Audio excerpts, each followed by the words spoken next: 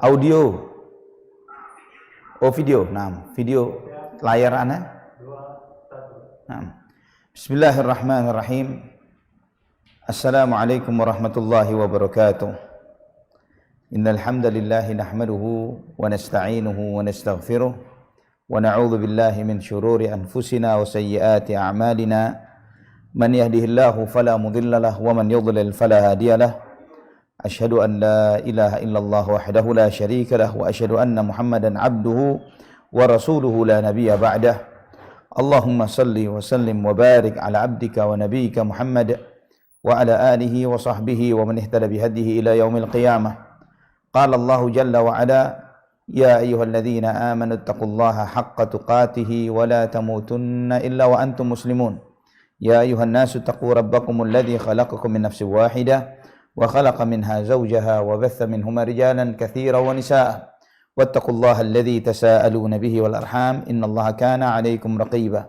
Ya ayyuhalladzina amanu taqullaha wa qulu qawlan sadida yuslih lakum a'malakum wa yaghfir lakum dhunubakum wa man yuti'illaha wa rasulahu faqad faza fawzan 'azima. Amma ba'd. Saudaraku fillah rahimani wa rahimakumullah. Alhamdulillah, segala puji bagi Allah Subhanahu wa taala Ar-Rahmanur Rahim atas segala limpahan nikmat yang Allah limpahkan bagi kita semuanya. Atas rahmat dan kasih sayangnya Allah Subhanahu wa taala memperkenankan kita untuk bertemu kembali melanjutkan kajian kita dari buku 175 Jalan Menuju Surga, yang di dalam buku ini kita mempelajari hadis-hadis Nabi sallallahu alaihi wasallam yang menjelaskan tentang keutamaan amal yang mengantarkan seseorang untuk masuk ke dalam surga Allah Subhanahu wa taala.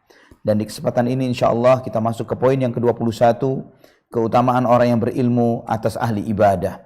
Subhanallah ikhwatal iman, di dalam pembahasan ini kita membahas perbandingan antara ahli ilmu bukan dengan sebagian dengan masyarakat awam, dengan orang-orang yang umum, namun kita mempelajari bagaimana keutamaan orang-orang berilmu dibandingkan orang-orang yang ahli ibadah.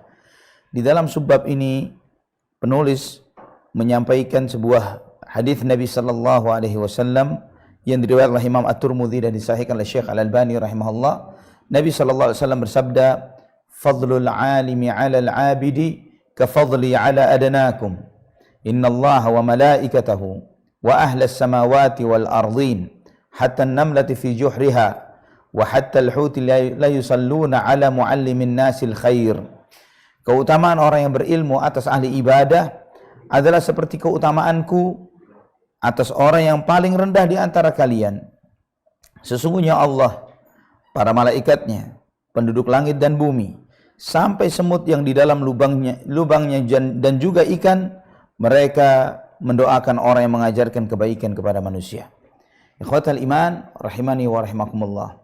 Di dalam hadis ini kita mempelajari bagaimana keutamaan seorang yang berilmu, dan kita melihat bagaimana ayat-ayat Al-Quran dan hadis-hadis Nabi sallallahu alaihi wasallam yang menjelaskan tentang keutamaan orang-orang yang berilmu ini. Allah Subhanahu wa taala berfirman di dalam surat Al-Maidah ayat 83, "Wa idza sami'u ma unzila ila ar-rasuli tara a'yunahum tafidhu min ad-dam'i mimma 'arafu min al-haqq yaquluna rabbana amanna faktubna ma'asy syahidin." Dan ketika mereka mendengar apa yang diturunkan kepada Rasulullah sallallahu alaihi wasallam, maka kamu melihat mata-mata mereka bercucuran air mata karena apa yang mereka ketahui dari kebenaran. Dan mereka berkata, "Wahai Tuhan kami beriman, dan catatlah kami bersama orang-orang yang menyaksikan." Ikhwatal iman, di dalam ayat ini Allah Subhanahu wa taala menyampaikan bagaimana orang-orang yang berilmu ini ketika mereka mengetahui kebenaran yang datangnya dari Allah Subhanahu wa taala kepada Rasulullah sallallahu alaihi wasallam, membuat mereka beriman, dan bertambah iman mereka membuat mereka menangis bercucuran air mata. Lebih dari itu ya ikhwatal iman, dalam hadis yang sahih dalam Bukhari dan Muslim, Nabi sallallahu alaihi wasallam menyampaikan tentang rombongan pertama kali yang masuk ke dalam surganya Allah Subhanahu wa taala. Nabi sallallahu alaihi wasallam bersabda, "Awwalu zumratin talijul jannata suratuhum ala surati al-qamari lailatal badr. La yabsuquna fiha wa la yamtakhituna wa la yataghawwatun.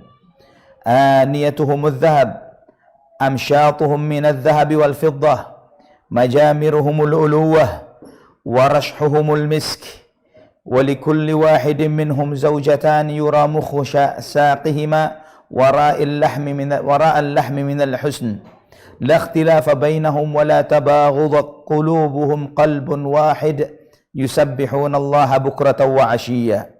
Rombongan pertama yang masuk ke dalam surga, kata Nabi SAW, wujud mereka, terang benderangnya mereka bagaikan bulan purnama yang terang benderang di malam bulan purnama. Mereka tidak meludah, mereka tidak buang air besar dan buang air kecil. Mereka, wadah-wadah, gelas-gelas mereka terbuat dari emas, sisir-sisir mereka terbuat dari emas dan perak, dan mereka membawa dupa, ya, yang terbuat dari gaharu. Keringat mereka adalah wangian. Masing-masing mereka masuk surga dengan membawa 2 istri yang terlihat beningnya betis mereka dari belakang dagingnya karena saking cantiknya, kata Nabi sallallahu alaihi wasallam. Tidak ada perselisihan di antara orang-orang ini satu di antara mereka. Tidak ada saling benci.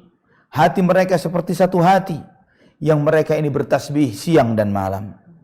Di dalam satu riwayat yang lain dalam Sahih Bukhari, Nabi sallallahu alaihi wasallam menyampaikan qulubuhum ala qalbi rajulin wahid la tabaghud bainahum wa la tahasud. Mereka seperti satu hati yang mereka tidak ada saling benci dan saling hasad, saling iri satu dengan yang lainnya.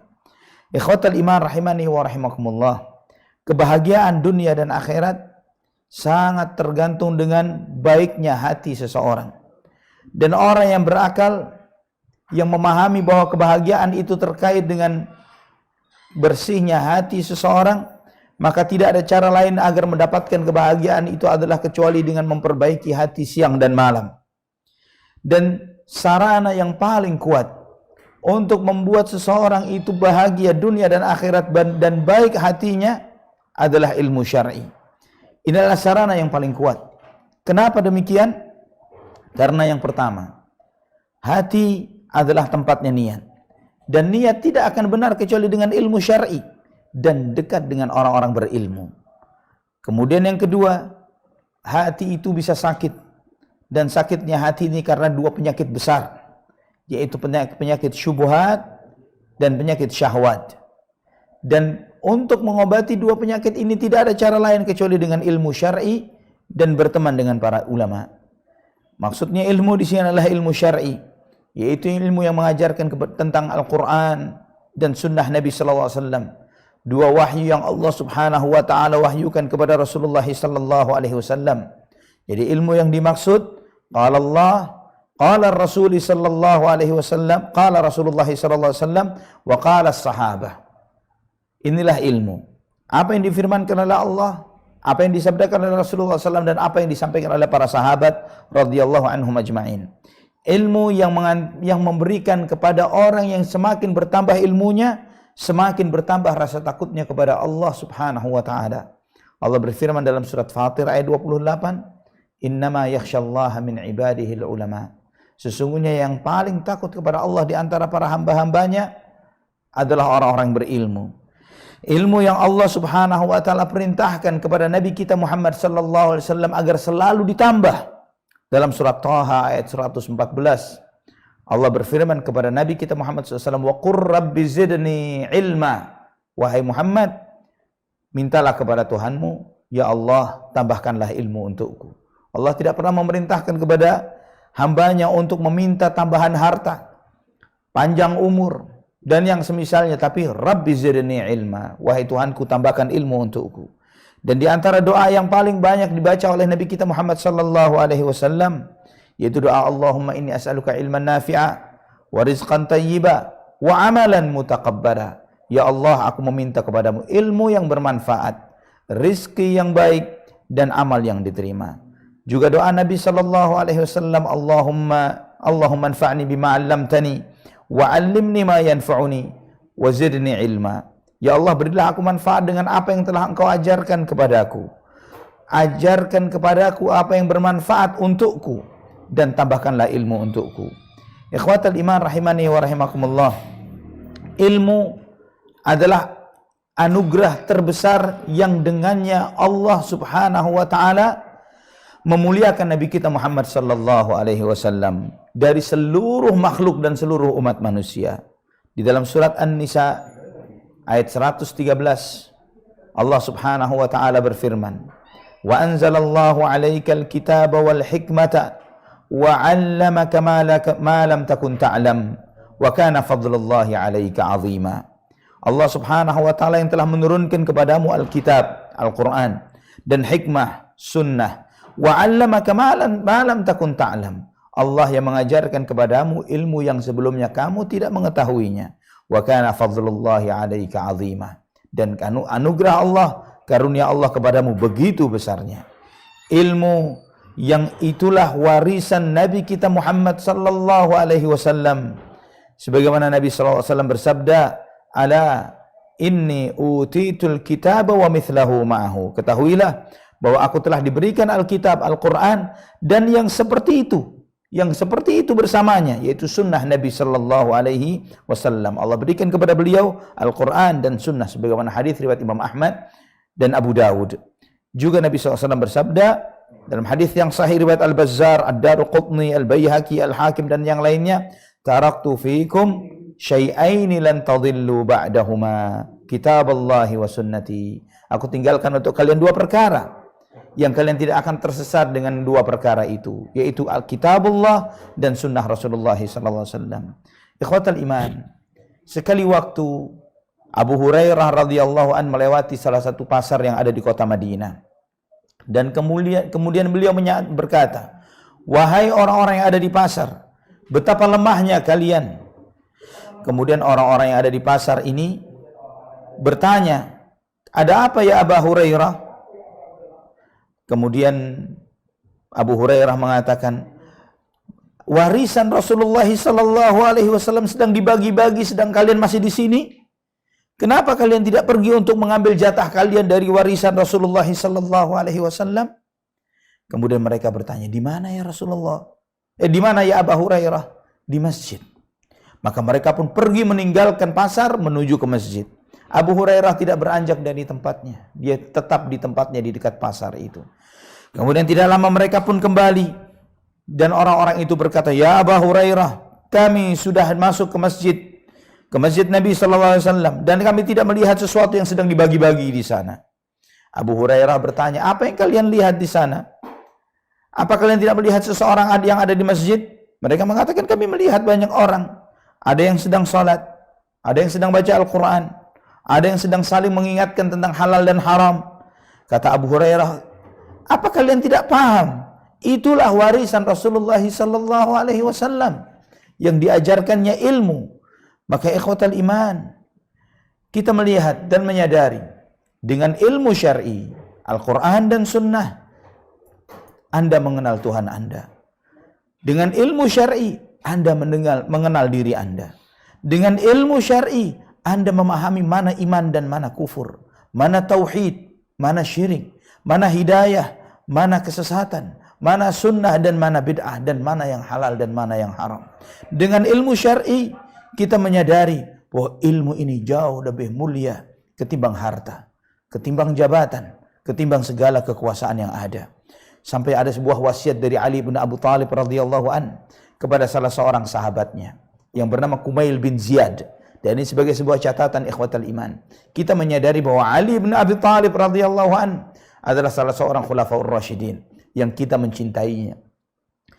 Dan beliau seorang imam di antara imam-imam Ahlus Sunnati wal Jamaah, bukan seperti yang dianggap oleh kaum Syiah. Demikian pula sahabat beliau yang bernama Kumail bin Ziyad, yang orang-orang Syiah ini seringkali mengatakan bahwa kami membaca doa Kumail. Padahal Kumail bin Ziyad seorang salafi, seorang Ahlus Sunnah wal Jamaah, bukan seorang Syiah Rafidhah seperti klaimnya mereka. Di antara wasiat Ali bin Abi Thalib kepada Kumail bin Ziyad, sebagaimana yang diriwayatkan oleh Abu Nuaim dan Ibn Abdul Bar, Ali bin Abi Thalib berkata, "Ya Kumail, al-ilmu khairun minal mal." Wahai Kumail, ilmu lebih baik daripada harta. Al-ilmu yahrusuka wa anta tahrusul mal. Karena apa? Ilmu menjaga dirimu. Namun harta, kamu yang harus menjaganya. Wal ilmu hakimun wal malu mahkumun alaih. Ilmu itu yang mengambil keputusan, sedangkan harta adalah objek yang diputusi. Wal malu tanqisuhun nafaqah wal ilmu yazku bil infaq. Ilmu harta semakin dibelanjakan semakin berkurang. Adapun ilmu semakin diinfakkan semakin mulia dan semakin tinggi derajatnya. Ada seorang bapak memberikan wasiat kepada putranya, ya bunayya, alaika bil ilmi fa innaka in iftaqarta kana laka mala wa in istaghnaita kana laka jamala. Wahai anakku, hiasi dirimu dengan ilmu, karena ketika kamu fakir, ilmu itu akan bisa menjadi harta untukmu. Jika kamu kaya, maka akan semakin memperindah dirimu. Sehingga sebagian salaf ini dinisbatkan kepada al-Imam Asy-Syafi'i rahimahullah, idza aradta ad-dunya fa 'alaika bil ilm wa idza aradta al-akhirah fa 'alaika bil ilm wa idza aradta ad-dunya wal akhirah fa 'alaika bil ilm. Jika engkau mencari dunia, pelajari ilmunya. Jika engkau mencari akhirat, pelajari ilmunya. Jika engkau ingin mencari dunia dan akhirat, maka pelajarilah ilmunya. Ikhwatal iman rahimani wa rahimakumullah. Sehingga sebagian ulama salaf mereka mengatakan, laisa syai'un a'azzu minal ilm. Laisa syai'un a'azza minal ilm. Tidak ada sesuatu yang lebih terhormat, lebih mulia dari ilmu. Al-muluku hukamun 'alan nas wal ulama'u hukamun 'alal muluk. Raja-raja, pembesar-pembesar, mereka ini adalah hakim terhadap masyarakat, terhadap rakyatnya. Namun para ulama adalah hakim terhadap para raja, hakim terhadap para pemerintah. Kenapa demikian? Karena Allah Subhanahu wa taala menyampaikan dalam surat Yusuf ayat 76, narfa'u darajatim man nasha' wa fawqa kulli dhi ilmin alim. Kami tinggikan derajat siapa-siapa yang kami kehendaki, dan di atas orang yang berilmu ada lagi yang lebih berilmu. Ayat ini Allah Subhanahu wa taala sebutkan di dalam surat Yusuf. Allah Subhanahu wa taala menunjukkan bagaimana nasibnya Nabi Yusuf alaihi salatu wassalam. Beliau di dalam penjara. Di dalam penjara sebagai seseorang yang dipenjara. Namun raja yang ada pada saat itu membutuhkan ilmunya Yusuf alaihi salam, sedangkan dia seorang raja. Maka Nabi Yusuf dikeluarkan dari penjaranya, dimanfaatkan ilmunya, dimuliakan oleh Allah di atas kedudukan sang raja tersebut. Al-Imam Al-Hasan Al-Basri, beliau anak dan keturunan seorang budak hitam, anak budak. Sekali waktu ada seseorang datang ke kota Basrah, bertanya, siapa pemimpin negeri Basrah ini? Siapa yang menguasai Basrah? Maka semua masyarakat mengatakan Al-Imam Al-Hasan Al-Basri. Imam Hasan Al-Basri. Kemudian ditanya, bima sadahum, bagaimana Imam Hasan Al-Basri, seorang keturunan budak hitam, ya, digambarkan bagaimana beliau ini hitam, kemudian hidungnya agak lebar, ya, rambutnya keriting. Imam Hasan Al-Basri rahimahullah rahmatan wasi'ah. Kemudian dijawab oleh masyarakat terhadap kenapa beliau menjadi pemimpin yang menguasai, yang menjadi pemimpin yang berkuasa di Basrah. Istaghna an dunyahum wahtaju li ilmihi fasadahum. Imam Hasan Al-Basri tidak pernah mengemis terhadap harta manusia, namun seluruh masyarakat Basrah butuh terhadap ilmunya Imam Hasan Al-Basri. Ikhwatal iman rahimani wa rahimakumullah. Para ulama yang mereka lah yang memperbaiki hati masyarakat dan umat, yang membuat manusia ini mengenalkan mereka kepada Allah Subhanahu wa taala dan Rasulullah sallallahu alaihi wasallam. Mereka inilah orang-orang yang dimuliakan oleh Allah Subhanahu wa taala. Para ulama yang disebutkan oleh Allah Subhanahu wa taala, yaitu yang pertama di antara ciri mereka, yaitu mereka yang Allah Subhanahu wa taala perintahkan kita untuk taat kepada mereka. Allah berfirman dalam surat An-Nisa ayat 59, ya ayyuhalladzina amanu athi'ullaha wa ati'ur rasula wa ulil amri minkum. Wahai orang-orang beriman, taatlah kalian kepada Allah, taatlah kalian kepada Rasulullah sallallahu alaihi wasallam dan ulil amri di antara kalian. Para ulama memiliki beberapa pendapat terkait tentang apa yang dimaksud dengan ulil amr. Di antara mereka ada yang mengatakan umara, yaitu para pemimpin. Di antara mereka ada yang mengatakan adalah ulama. Dan yang rajih adalah kedua-duanya. Al-Imam Ibnu Qayyim menegaskan akan hal ini. Beliau mengatakan, Penegasannya adalah bahwa umara sesungguhnya mereka ditaati karena mereka menjalankan kepemimpinannya berdasarkan ilmu. Maka taatnya masyarakat kepada umara, kepada pemimpin, karena para pemimpin itu taat kepada ulama. Karena taat itu terkait dengan hal yang ma'ruf, yang konsekuensinya adalah ilmu. Karena sebagaimana ulama ditaati karena ketika ulama itu taat kepada Rasulullah sallallahu alaihi wasallam, maka taatnya rakyat kepada para umara mengikuti ketika umara itu taat kepada para ulama. Dan karena baiknya Islam secara umum ini tergantung kepada dua golongan besar, yaitu ulama dan umara. Sehingga ketika ulama dan umara ini baik dan rakyat mengikuti keduanya, maka baiklah suatu masyarakat. Maka beliau mengatakan salahul alami bisalahi hataini ta'ifataini wa fasaduhu bifasadihima. Baiknya masyarakat dan alam dunia ini dengan baiknya dua kelompok ini. Ketika ulama dan umara sama-sama baik, maka baiklah kondisi suatu negara, suatu masyarakat. Ketika ulama dan umaranya rusak, maka rusaklah seluruh tatanan yang ada di suatu masyarakat itu. Kemudian yang kedua, ikhwatal iman, Allah perintahkan kepada setiap orang yang tidak tahu bertanya kepada yang lebih tahu, bertanya kepada ulama.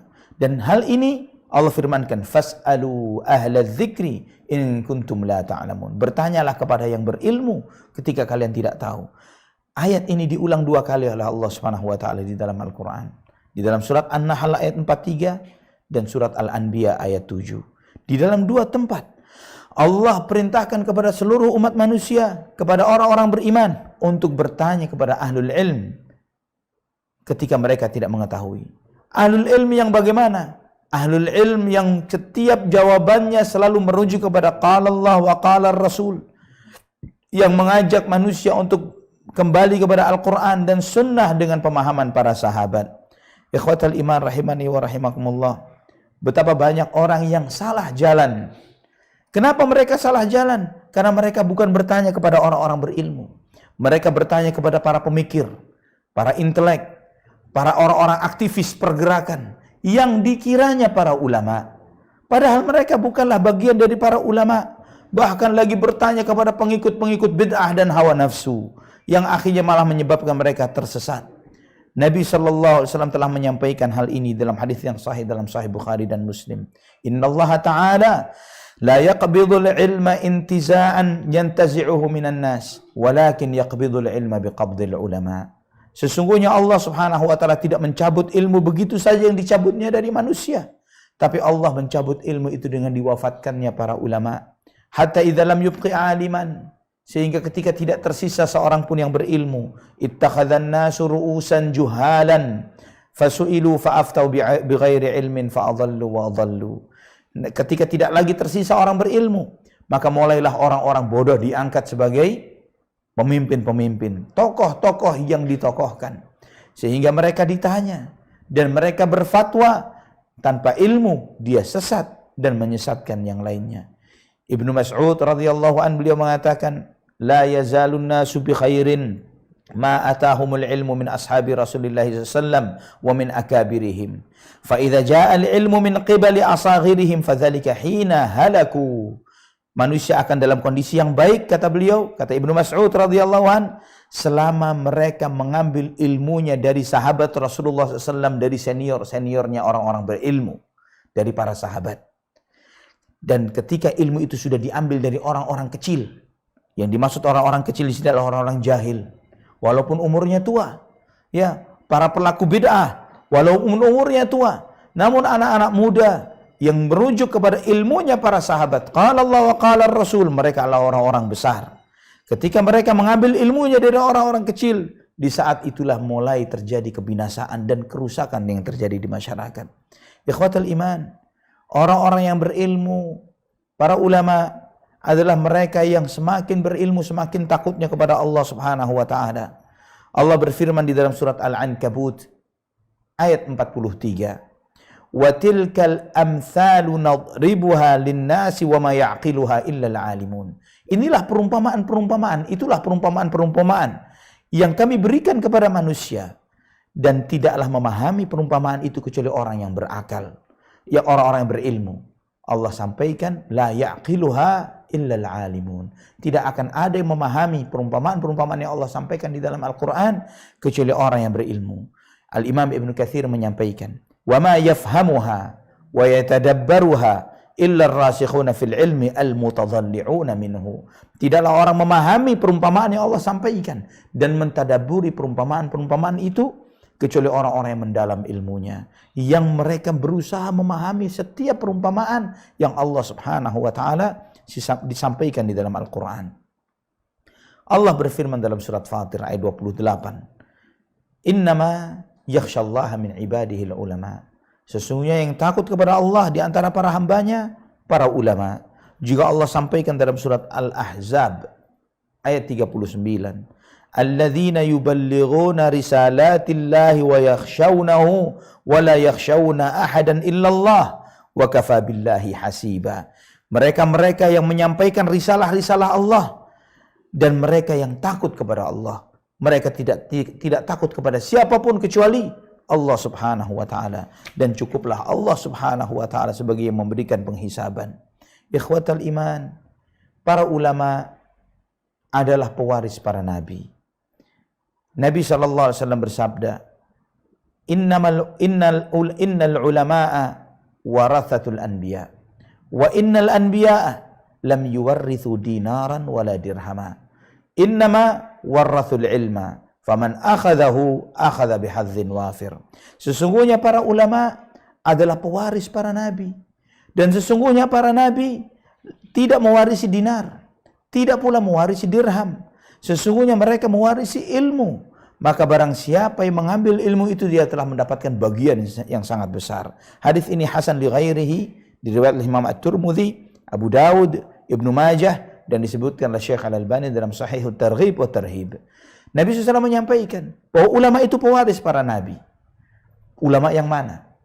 Dijelaskan oleh Nabi SAW dalam hadis ini bahwa para nabi tidak mewariskan dinar dan tidak pula dirham. Mereka mewarisi ilmu. Nah, sekarang ilmu yang mana yang merupakan warisan murni tanpa ada tambahan dari siapapun, dan murni betul-betul datangnya dari Rasulullah SAW. Betul-betul datangnya dari Nabi SAW. Ilmu yang mana? Al-Quran, As-Sunnah, sesuai dengan pemahaman para sahabat yang merupakan hasil-hasil didikan Rasulullah SAW. Maka dari sini antum mengetahui, ikhwatal iman, ulama yang mana yang harus diikuti, yaitu yang mereka setiap mengajarkan qala Allah wa qala Rasul sesuai dengan pemahaman para sahabat. Adapun ulama-ulama yang mengajarkan latar belakang filsafat Yunani, ilmu kalam, yang mengajarkan bersumber ilmu dari perasaan ini dan itu, ilmu yang bersumberkan saya melihat di dalam mimpiku, perasaanku, dan hayalan-hayalanku, yang seperti ini bukanlah ulama yang harus diikuti. Ikhwatal iman, ulama adalah para waliullah. Allah Subhanahu wa taala berfirman di dalam surat Yunus ayat 62 dan 63. Ala inna awliya Allahi la khaufun alaihim wa la hum yahzanun alladzina amanu wa kanu yattaqun. Ketahuilah, sesungguhnya para waliullah, mereka tidak perlu takut dan tidak perlu merasa sedih, yaitu mereka yang beriman dan yang bertakwa kepada Allah Subhanahu wa taala. Nabi SAW menyampaikan dalam hadis yang sahih dalam Sahih Bukhari, qala Allah Ta'ala, Allah berfirman, man 'ada li waliyan faqad adzantuhu bil harb. Barang siapa yang memusuhi musuhku, aku umumkan perang terhadap orang tersebut. Al-Imam Abu Hanifah berkata ketika menjelaskan hadis ini, sebagaimana yang disebutkan oleh dinisbatkan juga oleh kepada Imam Syafi'i oleh Imam As-Sakhawi dalam Al-Maqasidul Hasanah, in lam yakunil fuqaha'u awliya Allahi falaysa lillahi wali. Jika orang-orang berilmu bukanlah para awliya Allah, maka Allah tidak akan memiliki wali lain selain mereka. Imam Ahmad berkata, luhumul ulama'i masmumah, man syammaha marid wa man akalaha mat. Dagingnya para ulama itu beracun. Barang siapa yang menciumnya dia akan sakit, barang siapa yang memakannya dia akan mati. Maksudnya adalah jika ada seorang yang berusaha menyakiti para ulama, menghinakan mereka, mencemooh mereka, merendahkan mereka, ulama-ulama Rabbani, ulama-ulama yang mengajak kepada manhaj salaf, yang mengajak kepada tauhid dan sunnah Nabi SAW, yang memerangi syirik dan bid'ah, dan berusaha menyakiti mereka, menyebarkan aib mereka, menceritakan hal-hal keburukan tentang mereka, maka mereka akan dibalas langsung oleh Allah Subhanahu wa taala, dan sangat banyak sekali cerita tentang hal ini.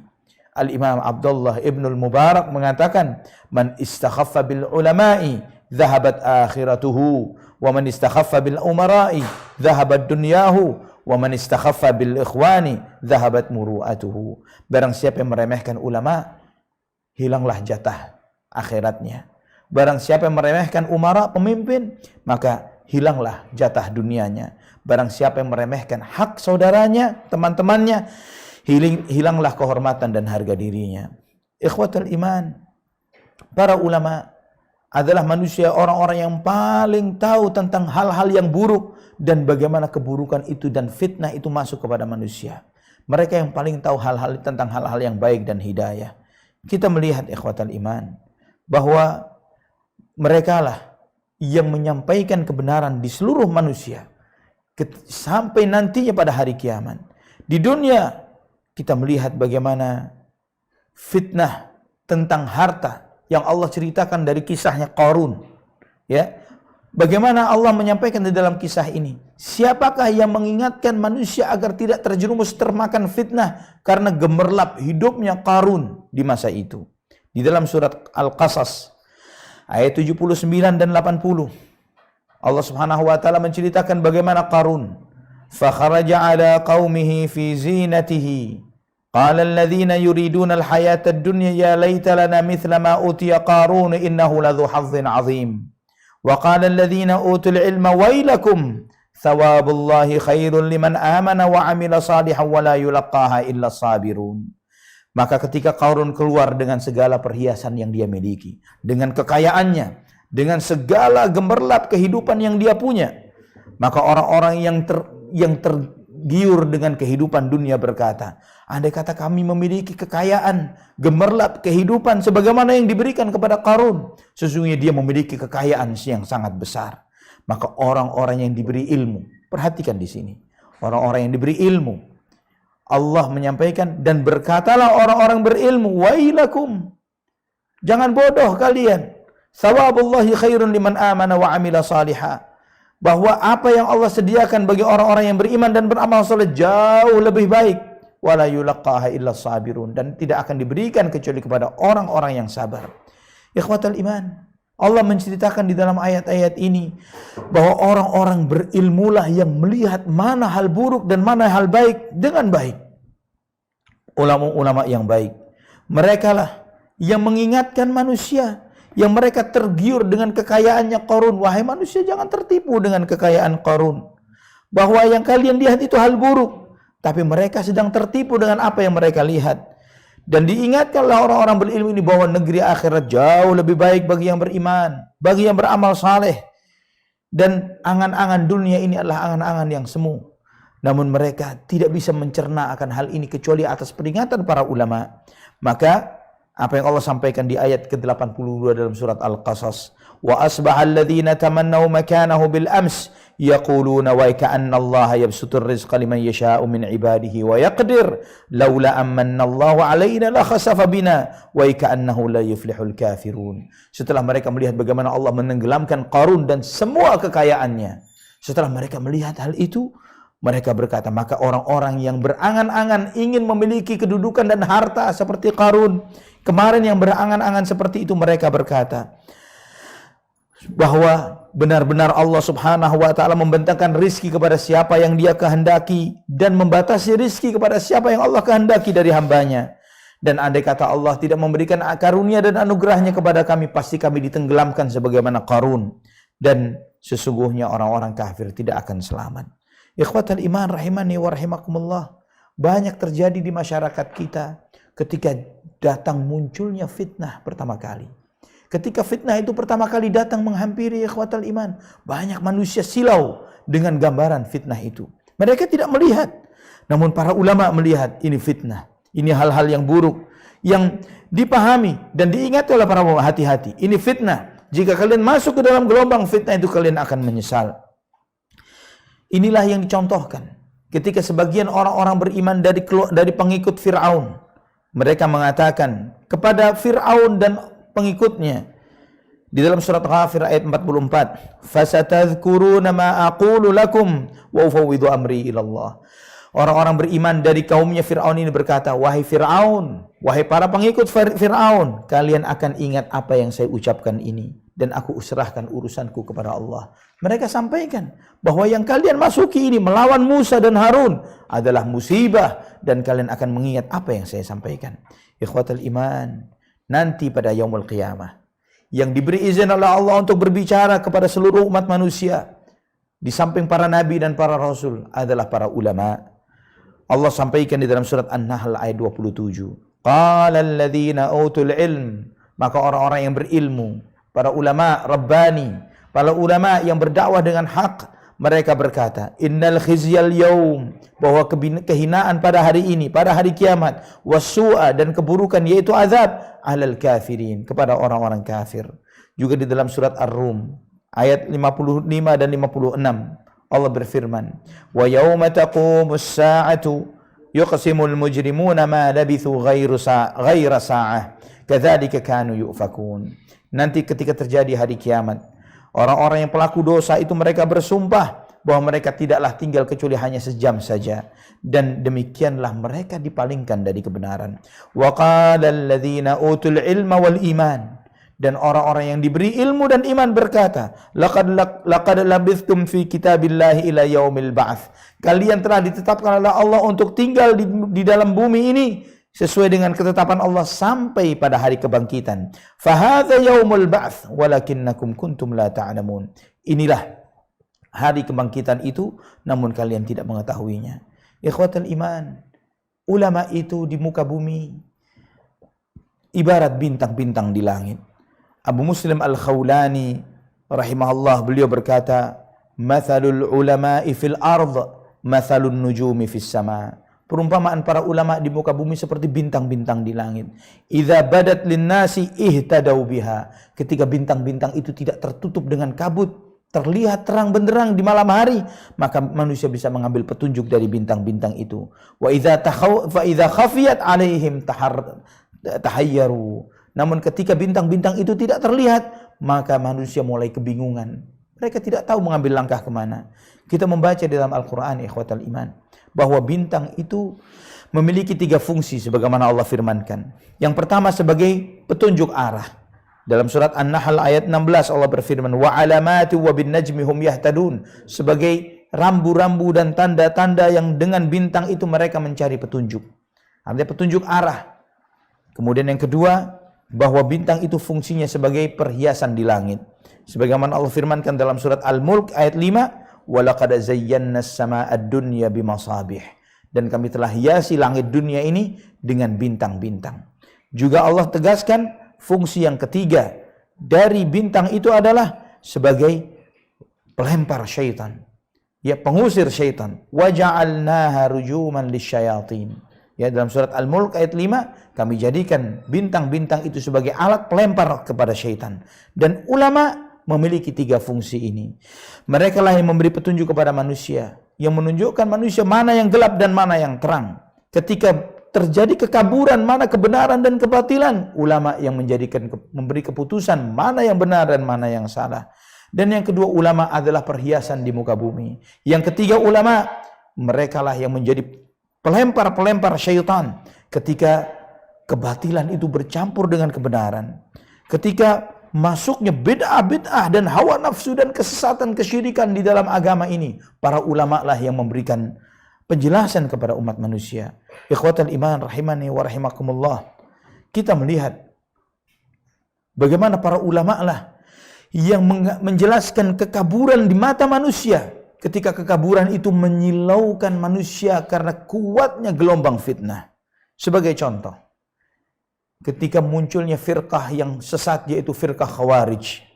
Ya, firqah Khawarij ini adalah kelompok sesat yang mengajarkan, menggambarkan hal-hal baik di mata manusia. Dan banyak manusia remang, kabur, tidak mengetahui akan kesesatan firqah Khawarij ini. Kenapa? Karena banyaknya hal-hal kebaikan di mata mereka. Nabi SAW menyampaikan tentang ciri-ciri mereka. Antum perhatikan ciri-ciri ini. Ciri-ciri Khawarij yang disebutkan oleh Nabi. Dalam Sahih Muslim Nabi bersabda, "Yaqra'unal Qur'ana yahsabuna annahu lahum wa huwa 'alaihim." Mereka membaca Al-Qur'an, mereka mengira Al-Qur'an itu untuk mereka, padahal Al-Qur'an itu melawan mereka. Nabi menyampaikan tentang kondisi mereka dalam Sahih Bukhari dan Muslim, "Sufahaul ahlam, hudatsaul asnan." Memiliki impian-impian yang bodoh, dan mereka adalah rombongan anak-anak muda. Nabi SAW menyampaikan tentang ciri mereka dalam Sunan Abu Dawud dengan sanad yang sahih Imam Ahmad dan yang lainnya. Yuhsinunal qil wa yusi'unal fi'l. Mereka ucapannya baik tapi perilakunya buruk. Yad'una ila kitaballahi wa laysa minhu fi syai'. Mereka mengajak manusia kepada kitabullah padahal sama sekali bukan dari situ. Nabi SAW menyampaikan dalam Sahih Bukhari dan Muslim tentang mereka, yaquluna min khairi qaulil bariyah. Mereka mengucapkan perkataan manusia yang terbaik. Maka di zaman Ali bin Abu Thalib, ketika orang-orang Khawarij ini muncul, mereka ini menyampaikan suatu slogan yang sangat mulia dan agung, bahwa hukum itu hanyalah milik Allah. Namun dengan slogan ini mereka mengkafirkan Ali bin Abu Thalib, Muawiyah bin Abi Sufyan, Ummul Mukminin Aisyah dan yang lainnya. Nabi SAW bersabda tentang mereka, yusi'un al-fi'l, yaqtuluna ahlal Islam, wa yada'una ahlal awthan. Mereka berperilaku yang sangat buruk. Mereka membunuh kaum muslimin, memerangi umat Islam, dan malah mereka meninggalkan malah mereka tidak memerangi para penyembah berhala. Dalam hadis Sahih Bukhari dan Muslim, Nabi SAW menyampaikan tentang ciri mereka.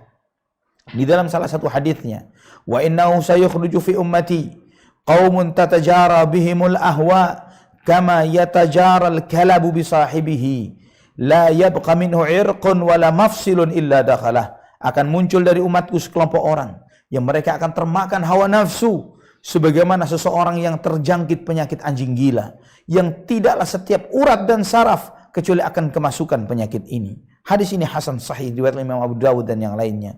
Ikhwatal iman, dengan segala penyakit ini bukan malah membuat manusia sadar, tapi ketika terjadi munculnya fitnah ini, banyak manusia terpukau dan tertipu dengan fitnah kaum Khawarij. Saya beri contoh dalam fenomena kita. Ketika pertama kali munculnya ISIS, ya, Abu Bakar al-Baghdadi dengan bendera hitamnya, dengan pasukannya, dengan meneriakkan slogan bahwa ini daulah Islam, ini khilafah akan dibentuk dan yang lain sebagainya. Saya masih ingat ikhwatal iman, ketika itu pertama kali muncul bagaimana euforia sebagian umat Islam, wah ini Imam Mahdi akan muncul dan yang lain sebagainya. Dan saya pernah ingat di salah satu majelis, saya ditanya, Ustaz bagaimana dengan ini? Apakah ini tanda-tanda yang disampaikan oleh Nabi? Ana ingat sekali ikhwatal iman, bahwa ini fitnah. Ana sampaikan kepada jamaah yang bertanya kepada kalian, ini adalah fitnah. Hati-hati, jangan pernah kalian mendekat kepada mereka. Nabi SAW menyampaikan tentang fitnah itu. Dalam Abu Ya'la, dalam beliau meriwayatkan sebagaimana disahihkan Syekh Al-Albani rahimahullah, inna fikum qauman yata'abbaduna hatta yu'jibun nas wa yu'jibuhum anfusahum yamruquna minad din kama yamruqus sahmu minar ramiyah. Sesungguhnya di antara kalian, kata Nabi, ada sekelompok orang yang beribadah kepada Allah sampai membuat manusia kagum dengan ibadahnya, dan bahkan membuat diri mereka kagum terhadap diri mereka sendiri. Namun mereka keluar dari agama ini seperti keluarnya anak panah dari sasarannya. Ikhwatal iman rahimani wa rahimakumullah, sampai Nabi menyebutkan tentang ciri mereka walaupun disebut sebagai ahli ibadah, syarrul khalqi wal khaliqah. Mereka seburuk-buruknya makhluk, kata Nabi SAW dalam Sahih Muslim. Bahkan lebih dahsyat lagi dalam hadis riwayat Imam Ibnu Majah, Ibnu Abi Asim dan yang lainnya, al-khawariju kilabu ahlin nar.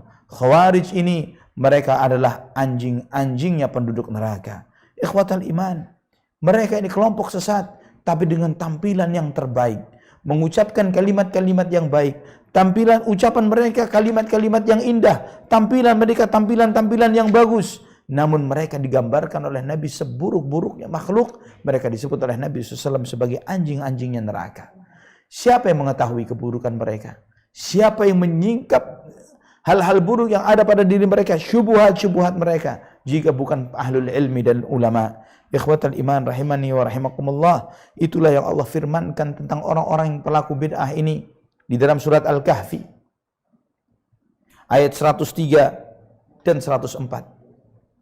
Di dalam surat Al-Kahfi ayat 103 dan 104 Allah firmankan, "Qul hal nunabbi'ukum bil akhsarina a'mala alladzina dhalla sa'yuhum fil hayatid dunya wa hum yahsabuna annahum yuhsinuna sun'a." Sampaikan wahai Muhammad, maukah kalian saya beritahukan tentang orang yang paling rugi amal perbuatannya di kehidupan dunia, yaitu mereka yang tersesat amal ibadahnya di kehidupan dunia, namun mereka mengira bahwa mereka telah berbuat sebaik-baiknya.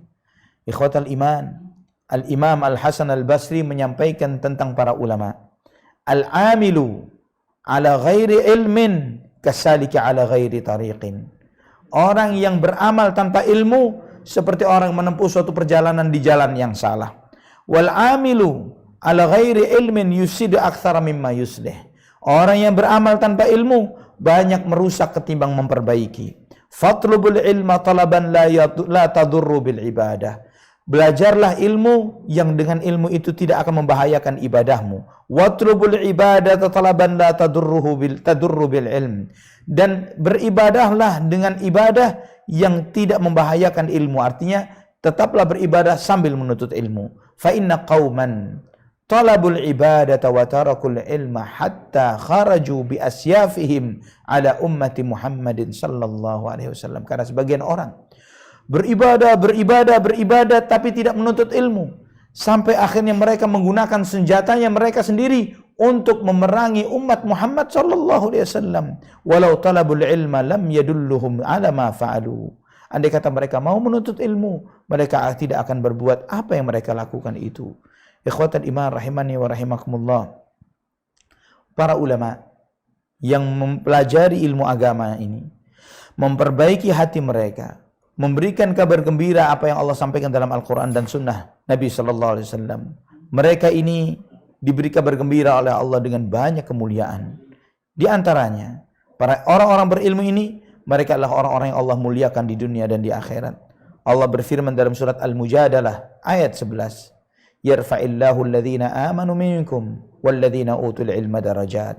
Allah mengangkat orang-orang berilmu di antara kalian, orang yang beriman dan berilmu di antara kalian dengan beberapa derajat.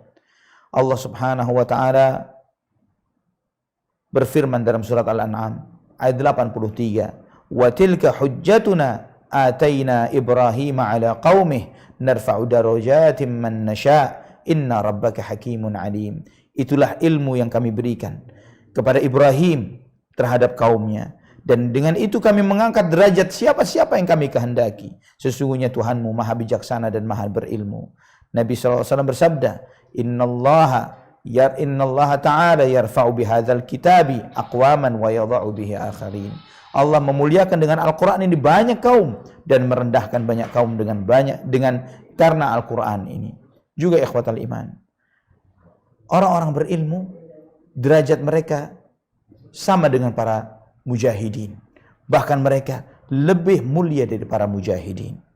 Allah berfirman di dalam surat At-Taubah ayat 122, "Wa ma kana al-mu'minuna liyanfiru kafah, falawla nafara min kulli firqatin minhum ta'ifatun liyatafaqahu fid din, wa liyunziru qaumahum idza raja'u ilaihim la'allahum yahdharun."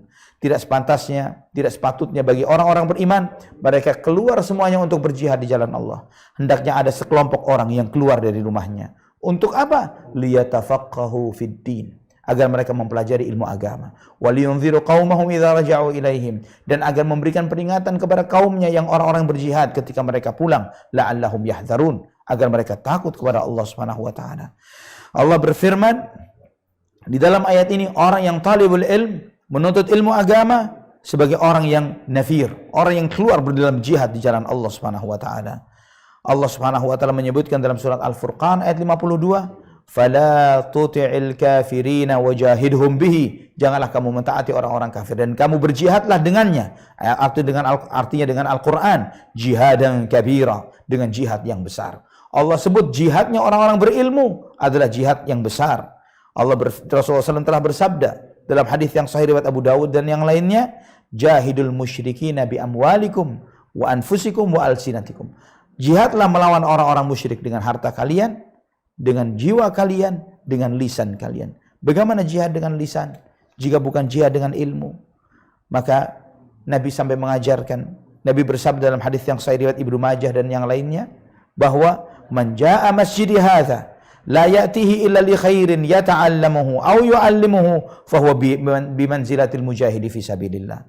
Barang siapa yang mendatangi masjidku, Masjid Nabawi, dan dia tidak mendatanginya kecuali karena kebaikan, dia ingin belajar atau mengajar, maka dia seperti orang yang jihad di jalan Allah Subhanahu wa taala.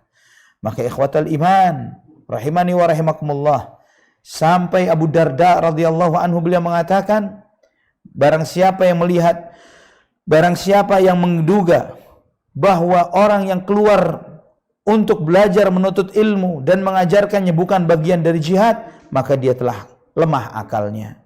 Kita melihat bahkan jihadnya para ulama afdalul jihad. Kenapa? Karena jihad dengan senjata bisa dilakukan oleh siapapun. Tapi jihad membongkar syubhatnya orang-orang sesat, syubhatnya orang-orang ateis, orang-orang yang tidak beriman kepada Allah, orang-orang musyrikin, para pelaku bid'ah, tidaklah mengetahui syubhat ini dan membongkarnya dan berjihad melawannya kecuali orang-orang berilmu. Maka ikhwatal iman, Allah telah menjanjikan kebahagiaan bagi orang-orang berilmu ini dunia dan akhiratnya.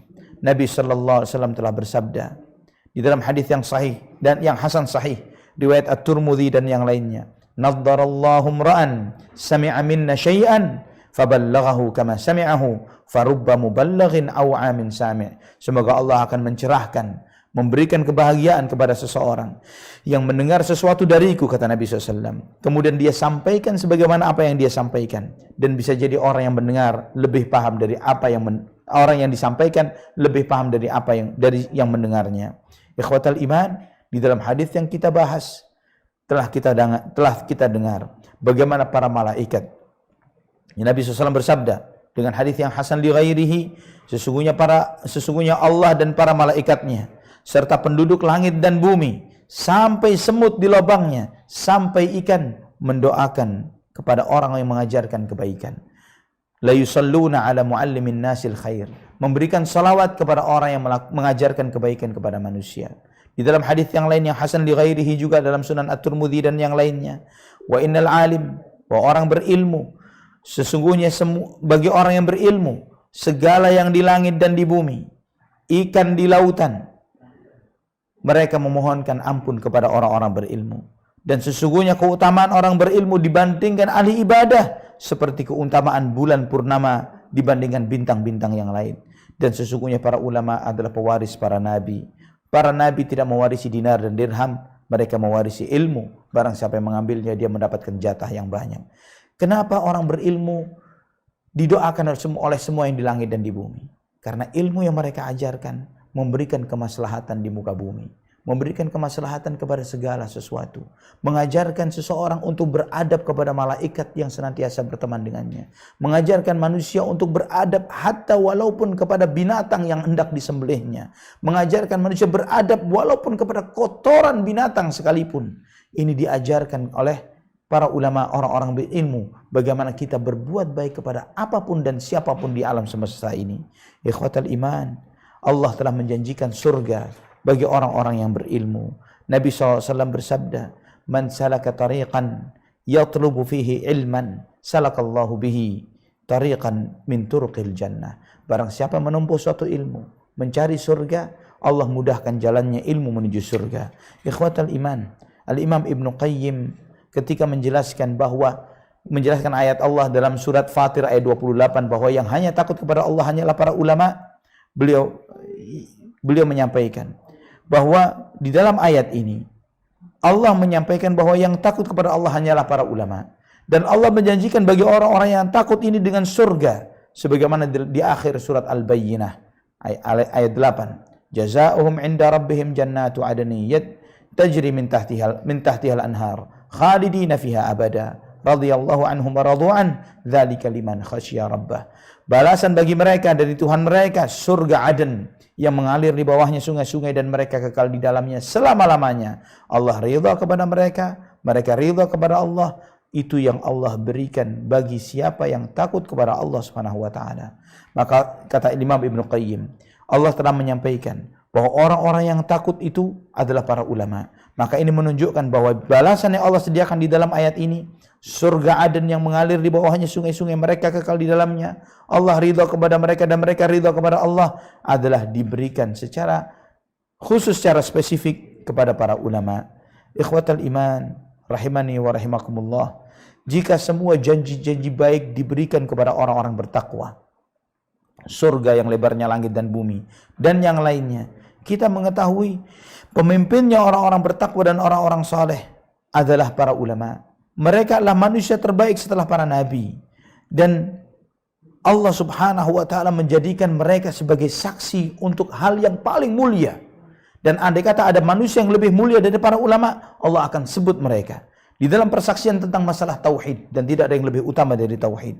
Dalam surat Ali Imran ayat 18, Allah berfirman, Syahidallahu annahu la ilaha illa huwa wal malaikatu wa ulul ilmi qa'iman bil qist la ilaha illa huwal azizul hakim. Allah bersaksi bahwa tidak ada yang berhak disembah kecuali Dia. Selain Allah siapa? Kemudian para malaikat, kemudian orang-orang yang berilmu. Allah dengan tegak menyampaikan kebenaran ini, bahwa tidak ada yang berhak disembah kecuali Dia. Dialah Maha Mulia dan Maha Bijaksana. Ikhwatal iman, rahimani wa rahimakumullah, jika ada yang lebih mulia dari para ulama, Allah akan sebut di dalam ayat ini. Wallahu ta'ala a'la wa a'lam bissawab. Dari sini kita mengetahui kenapa Allah Subhanahu wa ta'ala memuliakan para ulama. Kita mengetahui betapa banyak ayat-ayat Al-Quran, hadis-hadis Nabi sallallahu alaihi wasallam menceritakan dan menyampaikan tentang keutamaan orang-orang berilmu dan ulama. Semoga Allah Subhanahu wa taala memberikan kemuliaannya bagi kita semuanya dengan senantiasa dekat dengan orang-orang berilmu. Orang-orang berilmu yang merupakan ulama alim rabbani yang mengajak kepada Quran, sunnah Nabi sallallahu alaihi wasallam sesuai dengan pemahaman para sahabat. Maka dengan demikian ikhwatal iman, kita selalu terjaga, menjadikan mereka sebagai bintang-bintang yang memberikan petunjuk, yang menjadikan mereka sebagai hiasan yang indah untuk dilihat, dan merekalah yang menjadi rujuman lisyayatin, yang melempari setan-setan, yang mengusir setan-setan yang mengajarkan kesesatan, yang mengajak manusia kepada syahwat dan syubhat. Merekalah para ulama. Wallahu ta'ala a'la wa a'lam bishawab. Mungkin sampai di sini. Jika ada yang ingin ditanyakan, tafadhal, silahkan. Barakallahu fiikum.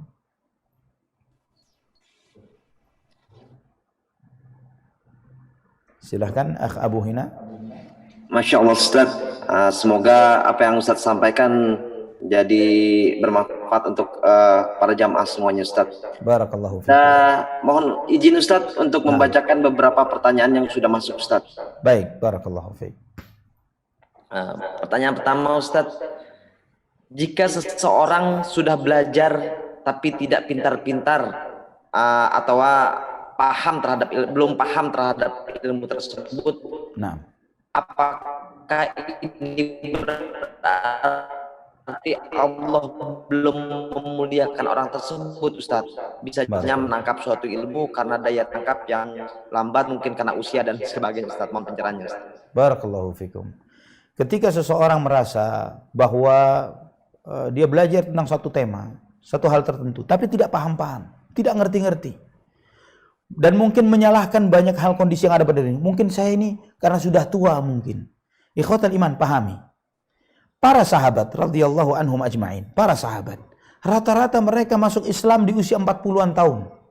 Seperti Abu Bakar, Umar, ya. Mereka rata-rata di atas 40-an tahun usianya. Dan baru kenal Islam, dan mereka menjadi manusia yang paling mulia setelah Nabi kita Muhammad sallallahu alaihi wasallam. Ini satu. Kemudian yang kedua, ketika kita mengalami banyak hal gagal paham atau susah paham terhadap sesuatu, di antara sebab yang menyebabkan akan hal ini adalah banyaknya dosa dan maksiat. Mungkin ini, dan ini pun dirasakan oleh siapapun yang menuntut ilmu. Ketika kita belajar tentang sesuatu, membaca sebuah buku, kenapa kok susah paham? Padahal kalimat-kalimatnya sederhana, bahasanya simple, atau uraiannya cukup baik. Tapi kenapa saya nggak ngerti-ngerti? Maka coba tanyakan, mungkin ada satu dosa dan maksiat yang kita belum bertaubat kepada Allah Subhanahu wa taala karena dosa tersebut. Banyak-banyak bertaubat, banyak-banyak beristighfar. Ucapkan istighfar, astaghfirullahaladzim, astaghfirullahaladzim, astaghfirullahaladzim, wa atubu ilaih. Banyak bertaubat kepada Allah Subhanahu wa taala dari dosa-dosa yang kita lakukan. Mungkin ini penghalang terbesar kenapa kita tidak paham terhadap ilmu yang kita pelajari. Sebagaimana kata Imam Syafi'i rahimahullah ketika beliau berkata kepada Imam Waqi' gurunya, syakautu Waqi'a an su'i hifdhi fa arsyadani ila tarkil ma'asi wa qala bi anna al-ilma nurun wa nurullahi la yuhda li'asi. Aku telah mengeluh kepada Imam Waqi' tentang lemahnya hafalanku. Dan beliau menyampaikan, ini bisa jadi karena, kata Imam Waqi', wa farsyadani ila tarkil ma'asi. Beliau mengajarkan kepadaku tinggalkan dosa dan maksiat. Wa qala bi anna al-ilma nurun wa nurullahi la yuhda li'asi. Dan beliau berkata, ilmu itu cahaya. Dan cahaya Allah tidak Allah berikan untuk orang yang suka berbuat dosa dan maksiat. Wallahu a'lam bishawab. Pertanyaan berikutnya Ustaz, Nah. Ibu saya masih saja terus mengambil ilmu dari ustadz-ustadz yang tidak syar'i Ustaz. Mohon masukannya Ustaz, bagaimana menjelaskan ke orang tua dengan cara yang baik sebagai anak untuk mengingatkan bahwa ilmu yang beliau tuntut itu belum syar'i dan tidak syar'i Ustaz. Mohon penjelasan, jazakallahu khair Ustaz. Barakallahu fikum. Naam.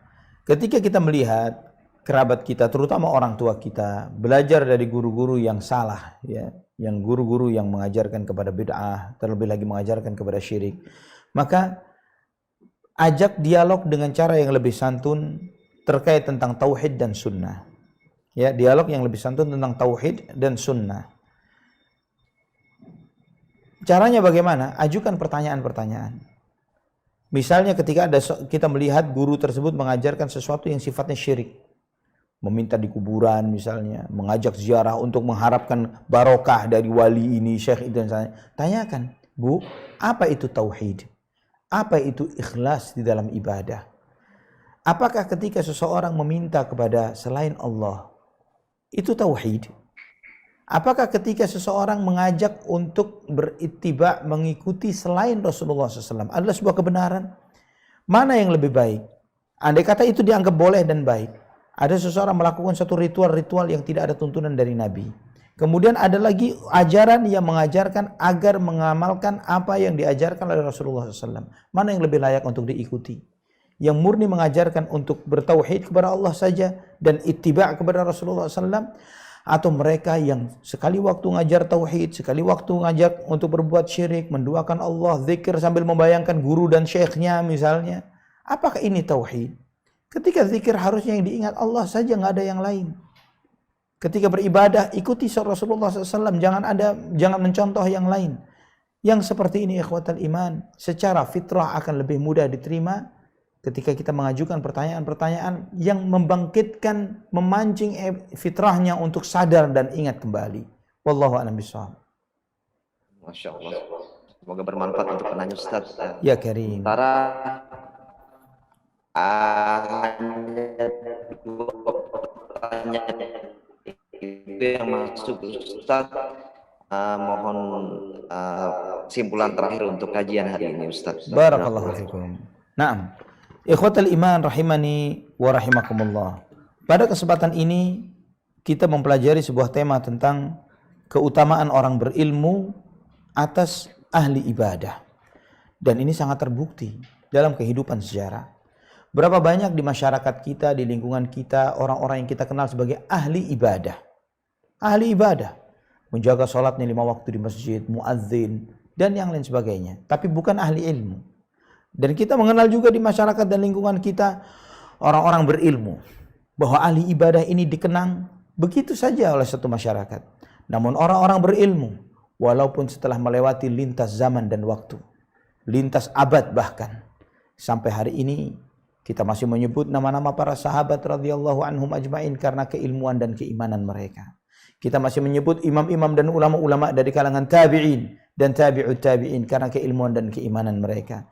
Kita masih menyebut nama-nama dan ilmu-ilmu para ulama sesudah mereka dari zaman ke zaman, generasi ke generasi, walaupun sudah mereka hidup berabad-abad yang lalu.